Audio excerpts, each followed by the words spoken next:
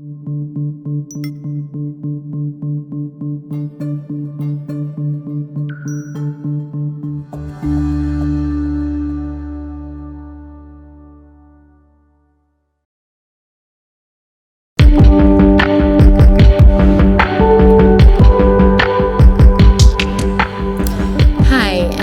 to Living on Purpose with Jenny Dean. I have my producer in the room, Anna, who's going to be coming with questions, and she'll just be chiming in, and she's helping me throughout the process. This is my first podcast, so I thank you for joining me in this endeavor, and I just am ready to share my journey with you guys. The reason I started a podcast was I wanted to have another platform to be able to connect with more people. So I feel like we're all on this journey together and we can just help each other out. This episode, we're going to be talking about how to live a more productive and intuitive life. We all have the same 24 hours in a day. We just need to be smart about how we use them. I've always said, I talk about it in my classes, time is our most important asset. We can't buy time. So we just have to be super, super smart on how we deal with our 24 hours every single day. Okay. I cannot tell you how many people in my classes come up to me and they're like, oh, you look like that because you work out all day long and that's just easy for you. And that's not the case. If you come to my classes, you won't even see me on the mat. I don't even do a push-up. It is not my workout. I am walking around helping people with form and encouraging people. I'm more of a coach, and I rarely go on my mat. I use my workout. I'm a 6 a.m. person, or if I don't, I just find time to get it done. It's like brushing my teeth. So I don't work out 8 hours a day. That is just not the case. But I do agree with people on time. I was a special education teacher before all of the fitness craziness, and I had to be at school at 7 a.m. and I was there till 4 and couldn't leave campus or any of that. So I would work out at 5 a.m. every day, Monday through Friday. I would not miss 5 a.m. to 6 a.m., get dressed at the gym, and was at school by 7. And it was just a habit for me. If I didn't do it, I didn't feel good the rest of the day. So, and I know that's not for everybody, but that is just kind of what I did to help me get through the process of just getting an extra hour during the day. I've had my same morning routine for about 8 years. I have a daughter that's 8 years old, and I started it when she was a baby. It started when both of my kids were really little and I was about to lose my mind. I had zero personal time. I stayed at home. I stopped teaching my special education classes, and I stayed at home with my babies thinking that it would be like the best job ever. Well, it was the hardest job I've ever had because it's completely selfless. You do everything, for everybody else, which is just part of it.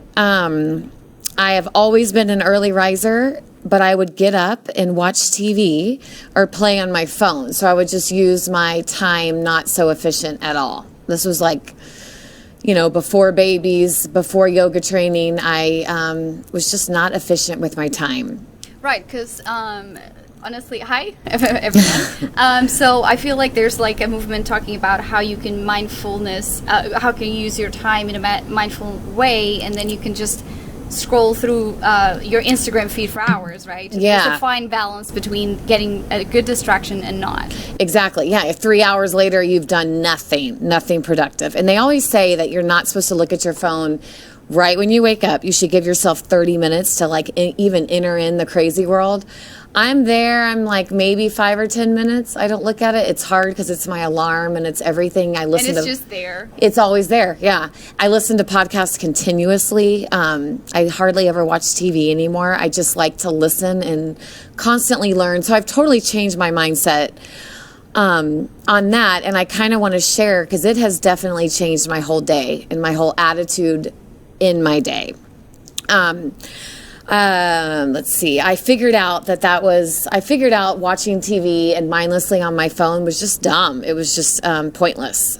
I've always been a morning person, so that means that I am the most efficient right when I wake up. And that's with my brain, that's with my body, that's my attitude. I am the happiest in the morning. I'm the crazy person that wakes up super happy. And I've always been like that. My son is like that now, too. So I am like firing on all cylinders when I'm awake. So I try to use that to my greatest advantage. I researched on why we should be getting up at 5 a.m. And there are different statistics, which is crazy. So if you get up at 5 a.m., you have an extra 2 hours per day to work, which equals 14 more hours per week, 728 extra hours, which means you get 30 days extra to get everything done, which is crazy. I know. And that 728 is how per year? Per year. Oh, wow. So 30 days you get extra just by waking up 2 hours earlier. Another reason why you should get up early is no interruptions. You don't have anyone calling you, texting you, kids aren't there. Yes, because you can get on with your day for way longer just because nobody is bothering you. So you have like that time to get everything aligned. Right. Just focus on yourself. You're less likely to procrastinate because there's not much to do because no one really is awake. You will have a mental edge over most people because you'll be nice and efficient and awake. You'll build momentum for the day ahead. And I will say that's true. Like if I get up and I'm ready to go, I work out early in the morning, I do my routine, I feel like I could do anything. Oh, can I ask you something, Jenny? Yes. I bet your students ask you a lot. What do you do if you are not a morning person? I know. So, right. Little things that perhaps we can do? I know. And I have stuff that we can get into later. They do say if you're trying to be a morning person and you're really not, like you're a night person, you should do 30 minutes. So you should not, like if you get up at 7 a.m., you should not just start at 4 a.m. Like that's not going to be working. You're going to be dead by 2 o'clock. So they say in 30-minute increments, it all starts the night before going to bed early. But if you're going to want to get up at 5, start it at 4, 30 minutes before. If you normally get up at 7, get up at 6:30. So that might help. Just 15, 30 minutes, just start there. And I don't think everyone's a morning person. Definitely not. But it's a mindset and it's a habit. They say it takes 21 days to form a habit. So you just have to keep pushing yourself. But I do believe the morning routine starts the night before. It matters when you go to bed. Like if you think you're going to go to bed at midnight and wake up at 4, it's not going to happen. I always lay out my clothes the night before. I always get the kids' stuff ready. I do not want to be stressed in the morning. There's nothing more that makes me stressed because I'm stressed out the whole day. I put my coffee mug out under the coffee maker. I get my shaker bottles ready. I do everything the night before. I do a whole oatmeal thing. If you follow me on Instagram, I have an oats overnight that I put in the refrigerator. Super easy. It's protein, fat, everything, because I'm one of those people that have to eat as soon as I wake up. So I don't take time doing the little BS stuff that no one has time for. I personally like to work out first thing in the morning. That's when my body is awake and ready to go. But you don't have to go to the gym. You could do some type of push-ups, sit-ups, walk, something, jumping jacks. Your heart rate wants to get up, and that's what's going to wake you up. They say cold water, cold showers in the morning, night showers or baths should be really warm. That gets you ready for bed. Cold showers get you ready to go in the morning. And that could be just water on your face that's cold when you wash your face. If you do all of this, it won't be easy at first, but staying consistent over time will turn into a habit and you really won't think about it. Like that's how I am now. I would say 8 years of it. So it's just like brushing my teeth. Right now is like muscle memory. Muscle memory, yeah. and I it's super easy for me. I don't even think about it. Like people ask me what I do and I'm like, doesn't everyone do this? But I know they don't. So the number one focus I wanted to do today is my life-changing morning routine. And I do believe everyone could do this. It could be at 8 a.m. If you're late and you don't have to get up till later on. You have kids or something that want to sleep in, do it at 8 a.m. But there is something to say for consistency and the same routine over and over. So I normally, every night, I put a big glass of water right by my bedside table, and I wake up and I chug the water. And that's before I do anything, because overnight your mouth sleeps open. We get a lot of stuff in our lungs, in our head, and I want to clear all of that out. And it gives me energy. I do it before I brush my teeth, so I just chug it. And it's about, I would say, 16 ounces of just pure water. Chug it. And I drink, so I do that. And then I, of course, have a cup of coffee. I brought my daily meditation book, and that is, right now I'm doing Jesus Calling. Every day you can see where I just have my notes in it. I open it up right to where it was, and I literally sit down, no phone, nothing, and read it. That's like my time to spend with who matters first. This is a picture of everything I do. I journal daily, drink my coffee. I'm on checking my email there, and I always have a book, and I'll do a podcast on books. But and that just started with yoga teacher training. I want to feed my brain constantly, so I'm always searching for good books, new books, anything that will keep me level-headed and just teach me something. I am yearning for wanting to learn right now in this stage of my life. So I always do that with a daily meditation, which takes 2 minutes, but it's my time with Jesus first is what I want to do first, align with that. And then I do my gratitude journal. I've always read that you cannot be in a bad mood if you are constantly reminding yourself that what you're thankful for. Like, I'm thankful for healthy kids. I'm thankful for my life, that I get to do what I love. And you're supposed to write it out because that gets into your brain. So I do. I have a gratitude journal, and it could be on pen and paper, or you could actually purchase a gratitude journal. It's at least 3 to 5 things that make you smile. It's nothing crazy. It could be the same thing over and over. It could be anything. So that helps you just get into a positive state of mind. And I always eat. I'm one of those people that wake up starving, sometimes in the middle of the night, starving. I don't know what it is, but I don't know. I wake up hungry. I always eat morning oats or some type of protein, something, and we can get into nutrition later. But yogurt, something that fills you up, that's not going to keep you, not a lot of carbs to keep your energy low. And I always tell people to move, do something, jumping jacks, a yoga flow is great, something to get your heart rate moving so you don't want to go back to bed.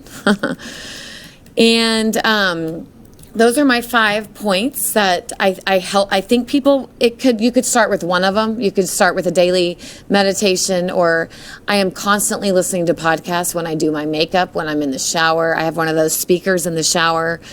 I find little times throughout the day to feed my brain, and it's not on like pointless crap, which it used to be. It used to be on the E! Channel and like what the celebrities are doing, and now I could care less. That's just the process of life of where I'm at now. That's great. Would you mind mentioning any podcasts that you like listening to for the audience, perhaps to kind of like, oh yeah, listen to that too, or yes, or maybe they're discovering new ones. So mine is I always listen to Joel Osteen, which is more spiritual. I listen to Ed Milet, which is more business oriented and pushes yourself. Tony Robbins, and I can list out more. There's this Real Talk with Kim, and she's a preacher who's just like off her rocker and just goes through the process of life and learning and walks us through it with her.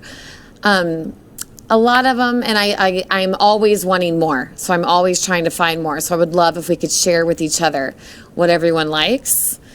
Maybe people can comment on the section below. Yes, I would love that, because I'm always wanting to do more.